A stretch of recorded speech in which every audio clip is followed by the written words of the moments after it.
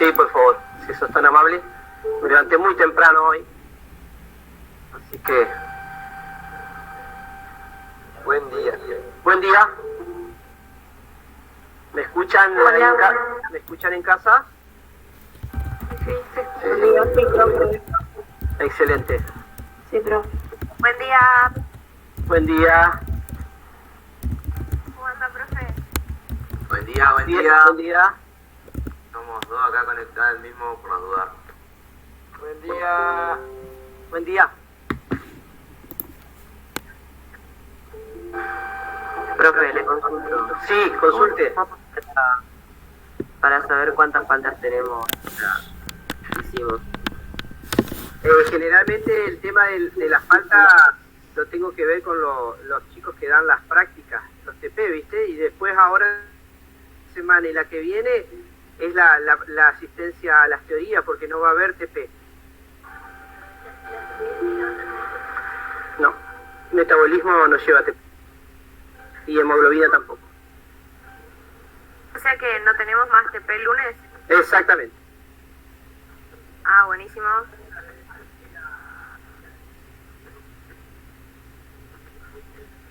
Ajá. Ajá. Ajá.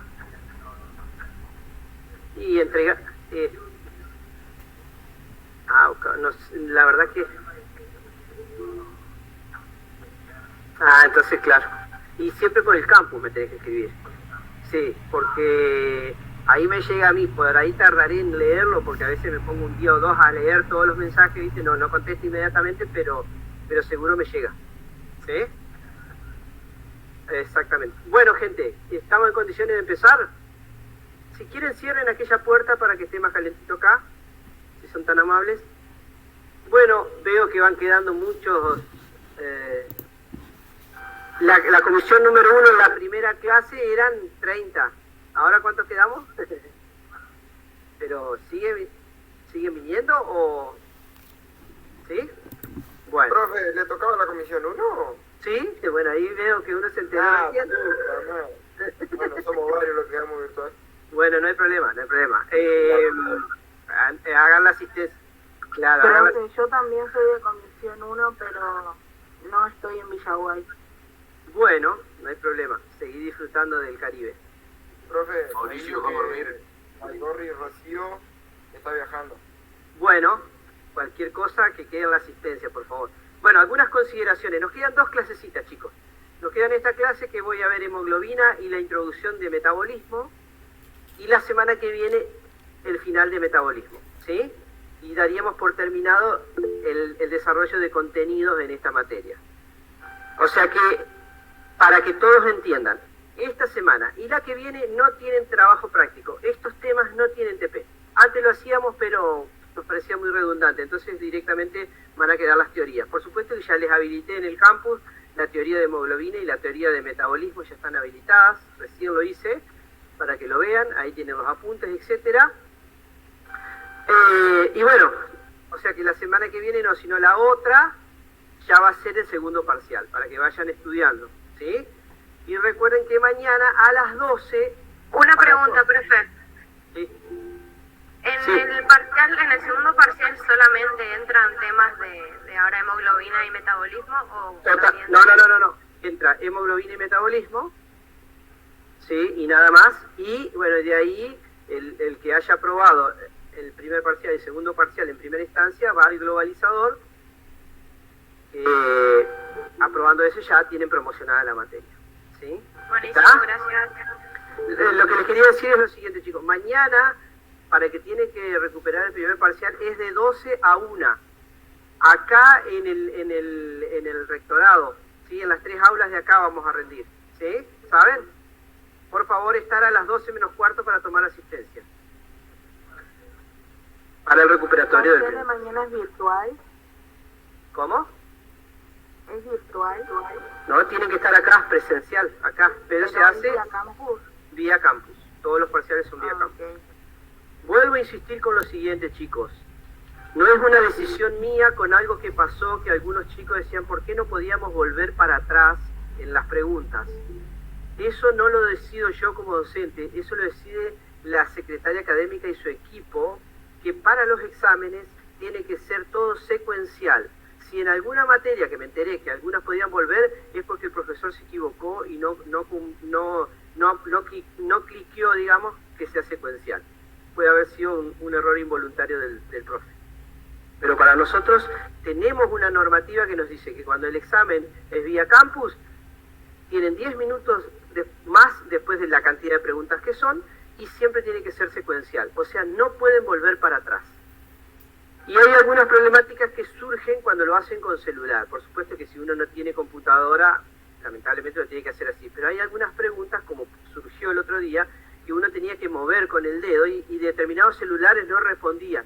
Lamentablemente eso no tengo solución yo, ¿se entiende o no? No lo puedo solucionar porque eso es una cuestión del celular o no sé, de algo de la tecnología de ese celular que no responde a esos comandos, ¿se entiende? Así que eso ténganlo en cuenta. Así que si alguno el otro día por comodidad tenía una computadora y no vino con la computadora y vino con el celular, les pido lo posible que vengan con la compu, para que no tengan esos inconvenientes. ¿Está?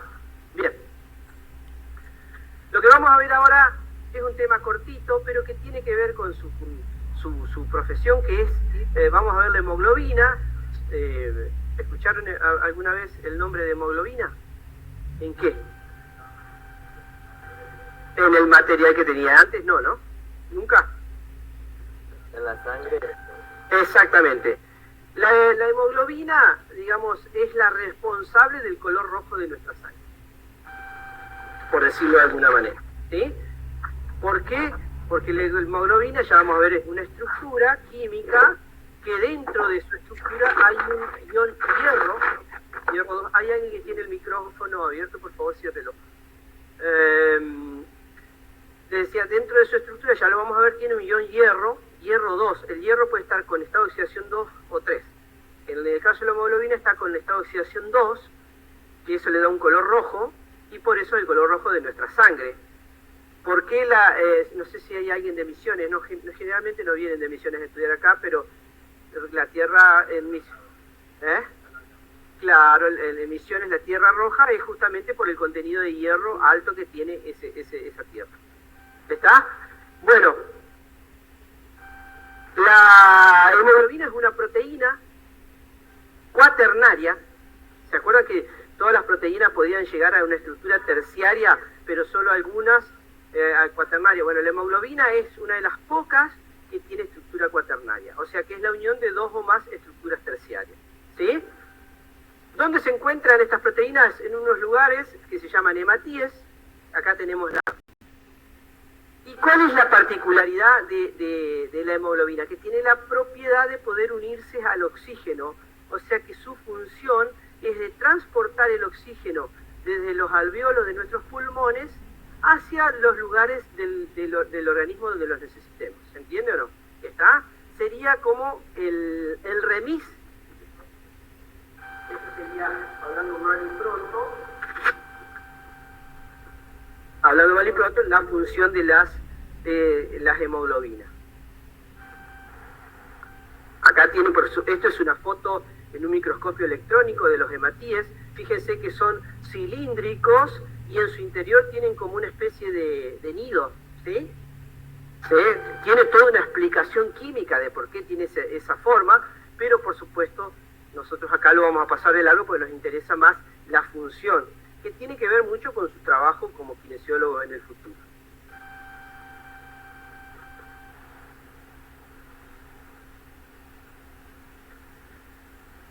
¿Cómo cumple su función la hemoglobina? Mediante el sistema circulatorio y respiratorio.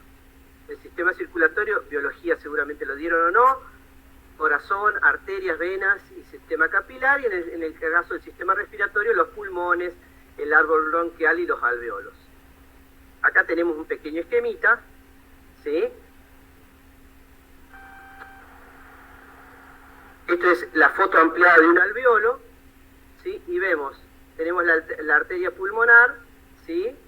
Que está en azul, que significa que viene cargada, la hemoglobina viene cargada con dióxido de carbono, o sea, en la hemoglobina pueden ir 3 tipos de pasajeros: el oxígeno, el dióxido de carbono y el monóxido de carbono. Esos son los 3 gases ¿sí? O 3, ¿cómo sería? Usuarios de la hemoglobina, ¿sí? Como taxi.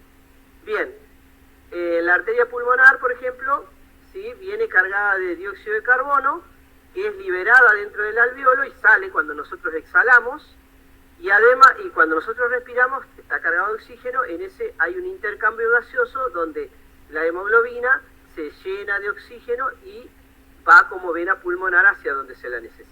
¿Se entiende? O sea que el intercambio gaseoso se produce en los alveolos, ¿sí?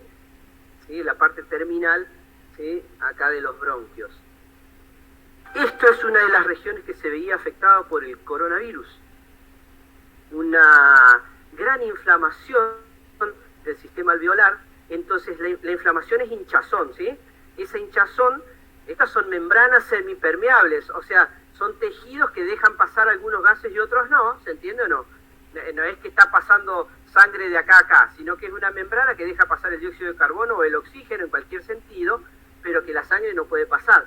Si de pronto por algo eso se hincha, se aprieta, no deja pasar el oxígeno. Entonces, ¿qué pasaba? La gente que terminaba, por ejemplo, en terapia intensiva con el coronavirus, terminaba con un respirador artificial que es como que le da más fuerza al oxígeno para que pueda entrar en la sangre. Si no, era como que por sí sola no podía hacer esa transferencia gaseosa. ¿Está? Y ahí era donde intervenían los kinesiólogos para tratar a todos los pacientes que estaban sedados en terapia intensiva, haciendo ejercicios para mejorar ese intercambio gaseoso. ¿Se entiende? O sea, por eso fue fundamental el trabajo de los kinesiólogos durante la pandemia. Bueno, acá tenemos el mismo esquema. ¿De qué depende de que la hemoglobina se cargue de oxígeno o de dióxido de carbono? De la presión parcial, ¿sí? ¿Sí? De la presión parcial del oxígeno y del dióxido de carbono. ¿Qué es la presión parcial? Cuando yo tengo una mezcla de gases, vamos primero a definir qué es la presión de un gas. ¿Qué es la presión de algo? A ver en casa, cuando hablamos de presión de algo, ¿a qué nos referimos en física? Es una fuerza, pero que es aplicada en una determinada superficie. ¿Se entiende o no? Si yo estoy con las zapatillas estas, ¿sí? Que tienen una determinada superficie, cuando piso en el piso, ¿sí? Estoy haciendo una fuerza, ¿sí? Que se distribuye en la plantilla. Si por las dudas me pongo unos tacos aguja,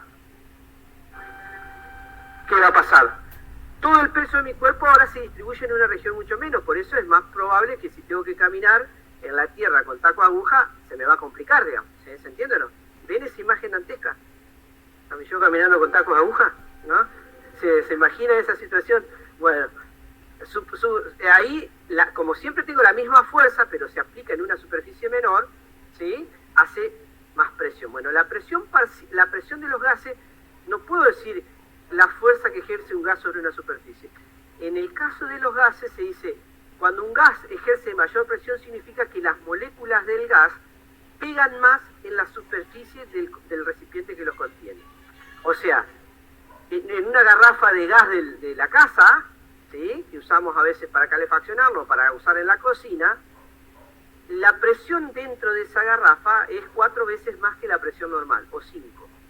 Y entonces el gas, como hay tanta presión, se transforma en líquido, en realidad está como líquido dentro. ¿Cómo me doy cuenta que tiene 5 veces más? Porque las moléculas, como están más apretadas, chocan mucho contra las paredes del recipiente. Eso es la presión de un gas. Cuando tengo una mezcla de gases, ¿sí? A las presiones que ejerce cada uno de los gases sobre las paredes de ese recipiente se le llama presión parcial. La suma de las presiones parciales de los gases que hay adentro me da la presión total. ¿Qué se mide generalmente? La presión total. Las garrafas, o cuando yo voy a inflar la goma del auto, ¿sí? A una gomería, ¿vieron que miden la presión de las cubiertas? ¿Sí? Bueno, el aire es una mezcla de gases. Lo que me mide el equipo es la presión total. Yo no sé cuál es la presión parcial del oxígeno, del nitrógeno, del dióxido de nitrógeno que puede tener el aire, o de hidrógeno, ¿está? Tengo la presión total. Bueno, de acuerdo a la presión parcial, porque siempre tenemos mezcla de gases, fíjense, el aire alveolar, el aire que está el alveolo y el aire estaría en contacto con la atmósfera, ¿se entiende o no? Directamente, porque hacemos esto y el aire va a los alveolos. ¿Está? Bueno, ahí la presión parcial de oxígeno es 104 milímetros de mercurio. La presión se mide en milímetros de mercurio. ¿Cuál es la presión normal atmosférica? ¿Cómo? Pregunto de nuevo, quizás no se entendió. ¿Cuál es la presión parcial, la presión atmosférica normal? ¿Una atmósfera? ¿Es una atmósfera y en milímetros de mercurio? Porque, digamos, la presión parcial, o la presión, cualquier presión, tiene distintas unidades de medida. Una es la atmósfera, la presión normal es una atmósfera. Otra es hectopascales. Y otra es milímetros de mercurio. ¿Ustedes escuchan la radio? Ustedes son de la generación que casi no escucha radio. Bueno, existe una radio que es para viejos nomás, que se empieza a escuchar cuando uno llega a determinada edad, ya les va a tocar, que se llama AM. En la AM hablan todo el tiempo, ¿sí? Cero, casi nada de música, y uno cuando es viejo, entonces continuamente empiezan a dar el estado del tiempo. Dentro del estado del tiempo lo que dan es la presión atmosférica. La presión normal en milímetros de mercurio es 760 milímetros de mercurio. Si la presión ese día, ustedes escuchan ahora y dicen, la presión hoy por el día que hay soleado y que está agradable, ¿sí? Es una presión, cuando la presión atmosférica es un poquito mayor a la normal, mayor a 760, son los días hermosos. Eso que te da ganas de ir al gimnasio, salir a correr, ¿sí? Los días que la presión atmosférica está por debajo de la normal, menor a 760, son esos días pesados, húmedos, donde la humedad brota desde el piso. ¿Vieron que son recontra desagradables? Bueno, esos días la presión atmosférica es menor a la normal.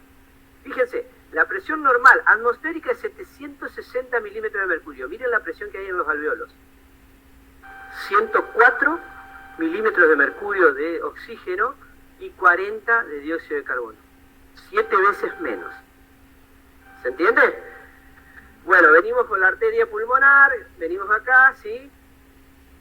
Fíjense lo que pasa en los tejidos con respecto a la presión parcial. Venimos, baja un poquito en los tejidos, o sea, la presión parcial del oxígeno es variable, y la de dióxido de carbono sigue siendo más o menos igual. Pero cuando se intercambian los tejidos, que el oxígeno se queda, fíjense, sale de los tejidos, o sea, en el tejido se intercambia. Acá se cargó la hemoglobina con oxígeno. Viene, recorre la arteria y va a los tejidos. En los tejidos el oxígeno se baja del taxi y sigue la hemoglobina ya sin el oxígeno. Bueno, sigue después que pasó por el tejido y miren cómo bajó la presión parcial de oxígeno. De 104 a 40. ¿Sí? ¿Y qué pasó con la presión del dióxido de carbono? Subió de 40 a 46. ¿Se entiende? ¿Está? Bueno, la hematosis es el proceso de oxigenación de la sangre. Ocurre en los alveolos pulmonares, ya lo vimos. De nuevo tenemos un esquema bien sencillo donde tenemos la hemoglobina que viene cargada con dióxido de carbono. El dióxido de carbono se va por el alveolo e ingresa el oxígeno y sigue la sangre oxigenada, porque en la hemoglobina se bajó el dióxido de carbono y se subió el oxígeno. ¿Está? ¿Vieron que no es tan complicado? Este proceso, parece difícil pero no es fácil, este proceso, recuerden que o sea, para que sea más eficiente, la presión parcial de oxígeno en el alveolo, ¿cuánto era? De 104 milímetros de mercurio.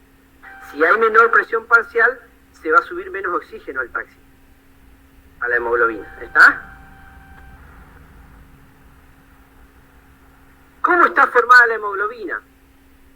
Tiene 4 cadenas, recuerden que tiene estructura cuaternaria, son 4 cadenas diferentes de estructura terciaria. ¿Cómo los nombres de las cadenas?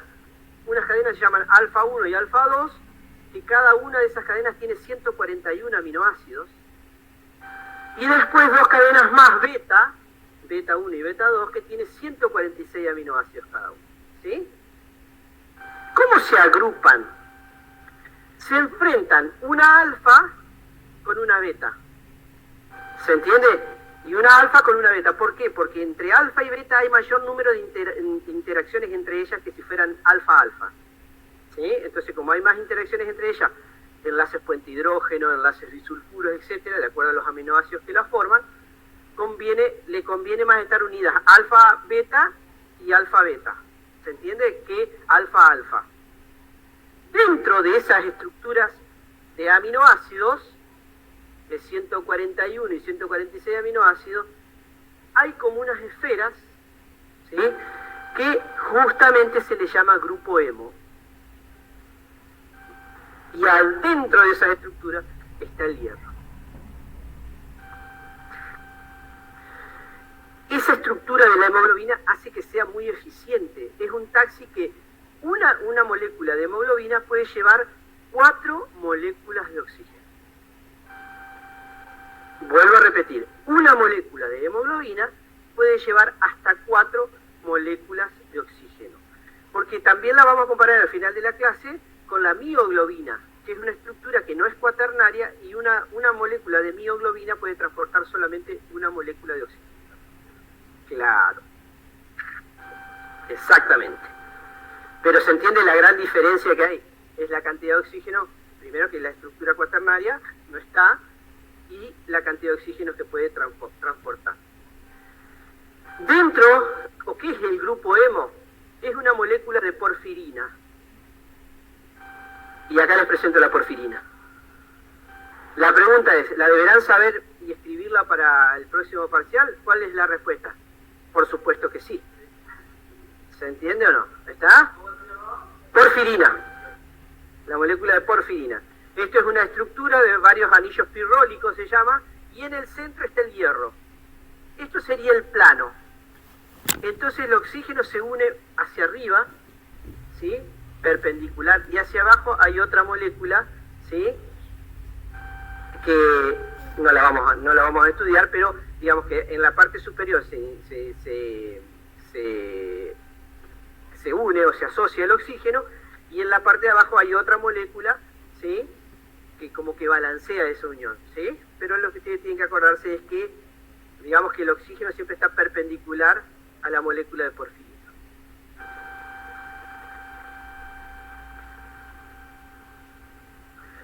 Bueno, acá tenemos la parte de estructuras primarias, secundarias, que ya lo hemos visto. Los contactos intercatenarios son eso que yo les decía, los contactos que hay en la estructura alfa y beta, ¿sí? Hay más contactos intercatenarios, o sea, entre estructuras, entre aminoácidos, entre la forma alfa y beta, que alfa-alfa o beta-beta. ¿Está? El grupo hemo se sitúa dentro de una bolsa hidrofóbica. ¿Qué sería hidrofóbica? Que repele el agua. Esa bolsita roja de donde adentro está el grupo hemo, ¿sí?, está en ese lugar de la estructura de la proteína, de la hemoglobina, porque es hidrofóbico, no le gusta el agua, no quiere estar en contacto con el agua. Y la sangre, recuerden que es agua, ¿se entiende o no? Entonces por eso tiene esa forma. Bueno, ahí tienen la estructura primaria, secundaria, terciaria y cuaternaria de la hemoglobina. Existen 2 tipos de hemoglobina, la desoxihemoglobina y la oxihemoglobina. ¿Qué será desoxi y oxi? Claro, la desoxi es la hemoglobina que no tiene oxígeno y la oxihemoglobina es la que tiene oxígeno.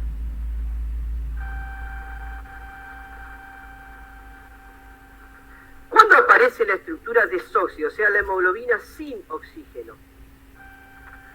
Tiene baja afinidad por el oxígeno, ¿sí?, es muy afín al dióxido de carbono.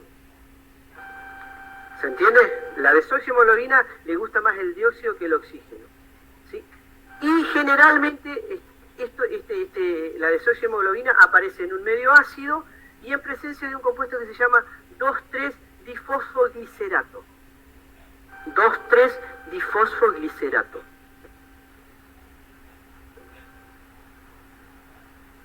¿Cuál es esta, profe? La desoxihemoglobina. Y acá tienen el ejemplo. Me voy acá, a ver si lo puedo señalar. La desoxi. Esta. Fíjense cómo es. Tenemos la alfa, beta, alfa y beta. Y y es el difosfoglicerato, cuando está presente, que es la desoxihemoglobina, o sea, la hemoglobina que no le gusta el oxígeno, es como que se traba entre la estructura cuaternaria y hace que estos sitios se cierren. Acá iría el oxígeno, ¿se entiende o no? ¿Está? Bien. Entonces, por eso es poco afín al oxígeno, él no tiene dónde entrar el oxígeno. ¿Sí? En cambio, voy a borrar esto. Para poder moverlo tengo que borrar. Vengo para acá. La oxihemoglobina, el difosfoglicerato se va, se retira de la estructura y se abren esos sitios activos, que ya lo entienden que son los sitios activos, del hierro.